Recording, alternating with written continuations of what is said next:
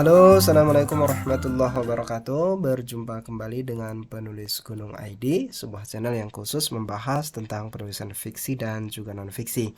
Dalam kesempatan kali ini, saya akan mengajak teman-teman semua untuk membahas mengapa menulis non-fiksi itu adalah sesuatu yang mudah, dan Anda sebagai penulis pemula harus setidaknya menulis satu buah buku non-fiksi.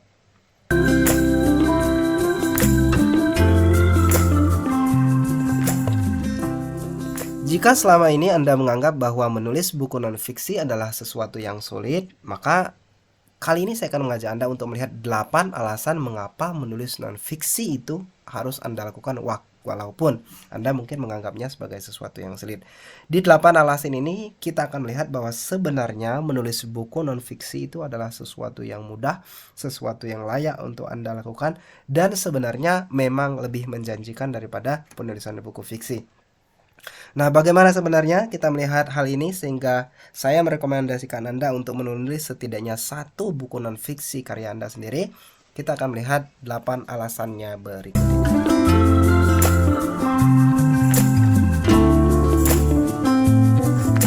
Alasan yang pertama mengapa Anda harus menulis buku non-fiksi adalah karena pembaca membeli lebih banyak buku non-fiksi daripada buku fiksi. Hampir di setiap negara di dunia, sirkulasi penjualan buku non-fiksi selalu lebih besar daripada buku fiksi. Alasan pembeli untuk mempelajari sesuatu, meningkatkan nilai diri, atau mendapatkan value dari pokok bahasan buku non-fiksi adalah alasan utama mengapa buku non-fiksi memiliki nilai penjualan yang lebih tinggi. Jadi jika Anda berorientasi kepada suatu penjualan di mana pembeli memiliki jangkauan yang lebih luas untuk membeli buku Anda, maka buku non-fiksi adalah salah satu jawabannya. Anda bisa menulis buku tentang resep masakan, Anda bisa menulis tentang memoir, Anda bisa menulis tentang biografi, Anda bisa menulis tentang sejarah, dan menulis apapun yang Anda inginkan, tapi pembeli akan lebih banyak melihat buku non-fiksi itu sebagai sesuatu yang lebih baik akan mereka beli. Jadi di negara manapun itu, penulisan buku non-fiksi akan selalu lebih banyak pembelinya. Nah, tentu saja ini juga terbagi dalam berbagai bentuk bahasan proses penulisan buku non-fiksi itu sendiri. Semakin banyak genre, semakin banyak bidang penulisannya sendiri, itu akan semakin menarik bagi pembaca untuk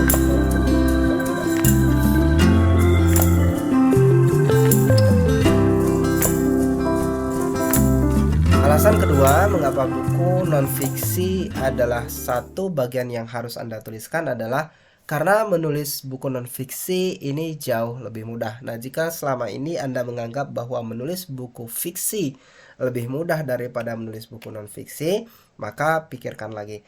Karena menulis buku non-fiksi adalah sesuatu yang sebenarnya bisa lebih mudah untuk Anda lakukan. Ketika Anda menulis buku non-fiksi, Anda punya segudang model untuk Anda ikuti. Anda punya sumber yang juga banyak dan punya contekan penulisan struktur penulisan yang juga sangat mudah untuk Anda temukan. Ada ratusan referensi yang bisa Anda dapatkan baik dalam bentuk buku, majalah, koran, tabloid, dan di internet. Anda bisa menemukan referensi ini, jumlahnya tidak terhingga. Jika Anda ingin menulis buku tentang resep masakan, jika Anda ingin menulis tentang buku panduan misalnya blogging, Anda ingin menulis tentang apapun itu yang kaitannya non-fiksi, Anda akan menemukan banyak sekali referensi.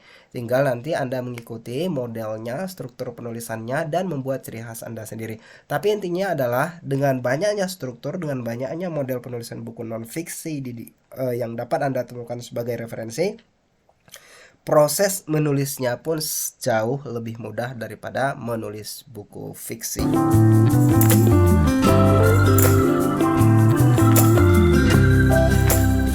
Alasan ketiga mengapa buku non-fiksi seharusnya Anda tulis adalah karena menjual buku non-fiksi juga lebih mudah. Nah, ketika di alasan pertama Anda berorientasi pada pembeli, kemudian tentu saja ini ada relevansinya dengan penjualan. Anda mencari buku yang gampang yang banyak pembelinya, maka itu adalah buku non-fiksi. Nah, Anda juga mencari buku yang gampang dijualnya. Nah, itu juga adalah buku non-fiksi. Jika Anda menulis buku non-fiksi, Anda dapat menemukan banyak kanal-kanal yang memang secara khusus berorientasi pada tema tulisan Anda. Misalnya sekali lagi jika Anda menulis buku non-fiksi tentang resep masakan, Anda bisa, melihat datang ke grup-grup, memasak di media sosial dan lain sebagainya, kemudian menawarkan buku Anda. Jika buku Anda memiliki ciri khas yang menarik, layak untuk dipasarkan dan Anda juga pandai memasarkannya, maka menjual buku non-fiksi karya Anda tentu akan lebih mudah untuk Anda lakukan.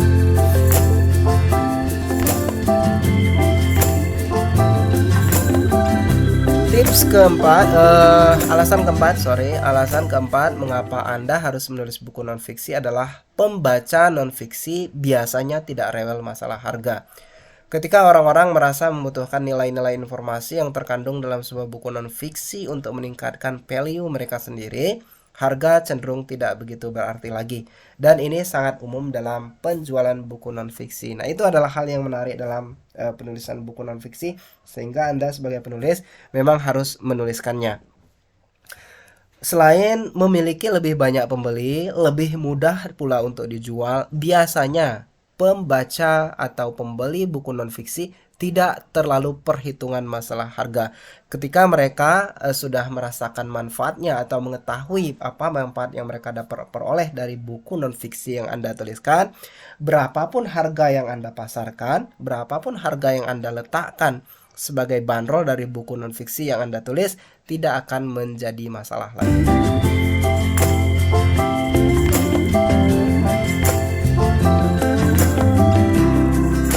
Kemudian alasan kelima mengapa Anda seharusnya menulis buku non-fiksi adalah karena penulis non-fiksi dapat membangun bisnis dari sekitar penulisan buku yang ia tulis tersebut.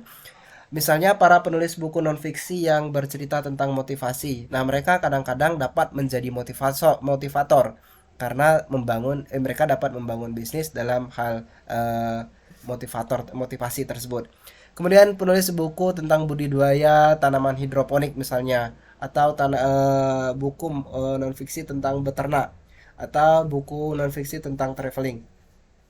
Nah, ini juga memungkinkan Anda sebagai penulisnya untuk membangun bisnis pada ruang lingkup penulisan Anda, yang memastikan bahwa sebenarnya kemampuan Anda menulis buku non-fiksi itu juga mampu mendongkrak bisnis yang bisa Anda geluti setelahnya.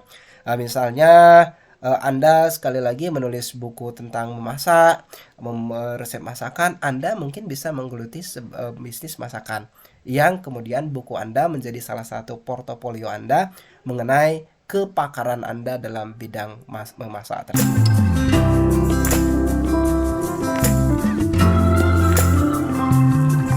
Alasan keenam mengapa Anda harus menulis buku non-fiksi adalah penulis non-fiksi umumnya akan dianggap sebagai profesional. Nah, ini adalah relevansi dari alasan yang kelima. Selain Anda dapat membangun bisnis dari penulisan buku non-fiksi Anda, seorang penulis buku non-fiksi biasanya akan mendapat penghormatan sebagai pakar dari bidang yang ia tuliskan. Nah, jika Anda menulis buku non-fiksi tentang bisnis, kemudian Anda juga memiliki bisnis, maka biasanya Anda akan langsung dianggap sebagai pakar bisnis. Anda menulis buku parenting dan kemudian Anda memiliki pengetahuan sedikit banyak tentang parenting, maka Anda akan dianggap sebagai parenting karena Anda telah menelurkan sebuah buku. Ini adalah satu jalan instan, satu jalan yang singkat, yang memang tidak teruji secara real, tapi memiliki anggapan yang besar dari masyarakat bahwa orang yang mampu menulis sebuah buku adalah pakar dalam bidang tersebut, khususnya dalam penulisan buku non-fiksi.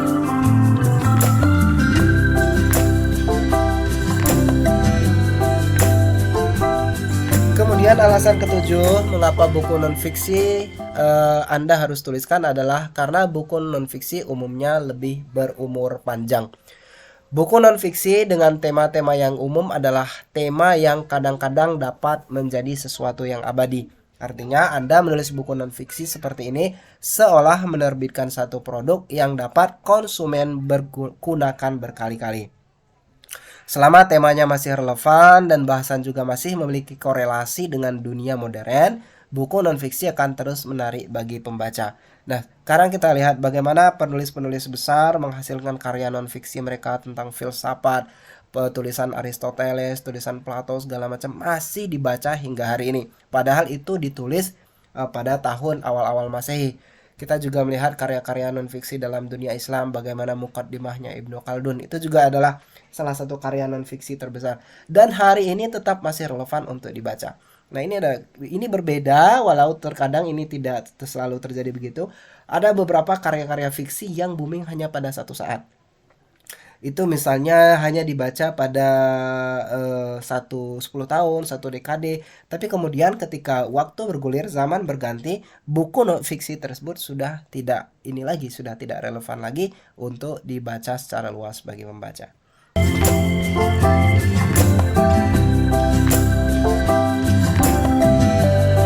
Alasan terakhir mengapa Anda harus menulis buku non-fiksi adalah menulis buku non-fiksi memberi Anda kesempatan untuk membuat perbedaan dalam hidup. Buku-buku ekonomi, filsafat, teologi, dan sejarah semuanya adalah buku non-fiksi. Dan sepanjang sejarah, buku-buku seperti ini selalu membuat banyak perbedaan dalam kehidupan manusia.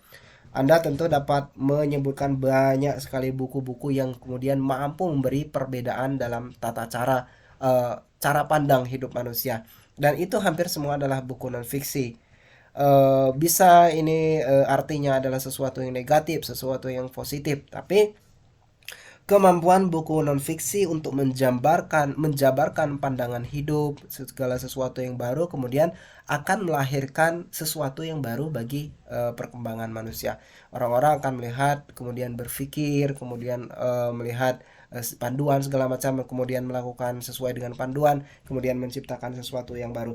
Arti pentingnya adalah begini teman-teman, ketika Anda menulis buku non-fiksi, kemudian ide-ide dalam non-fiksi Anda itu diterjemahkan dalam praktik oleh pembaca Anda secara tidak langsung dapat mengaktualisasikan sebuah perbedaan di dalam hidup.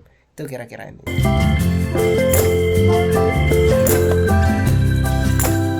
Baiklah, itu adalah 8 alasan mengapa Anda harus menulis buku non-fiksi. Jadi jika selama ini Anda menganggap bahwa menulis buku non-fiksi adalah sesuatu yang sulit, pikirkan kembali, karena sebenarnya menulis buku non-fiksi itu adalah sesuatu yang mudah untuk Anda lakukan. Jika Anda mengalami kendala dalam proses penulisannya, jangan ragu untuk menghubungi kami di Penulis Gunung ID. Kami juga menyediakan jasa ghostwriting di sini, kemudian bimbingan menulis privat, Anda akan dibimbing satu persatu. Kemudian ada juga kelas menulis online untuk memastikan bahwa naskah yang Anda tuliskan benar-benar dapat menjadi buku dan sesuai dengan tujuan Anda. Itu saja untuk video kita kali ini. Terima kasih banyak atas segala perhatiannya. Selamat berkarya, selamat menulis. Assalamualaikum warahmatullahi wabarakatuh.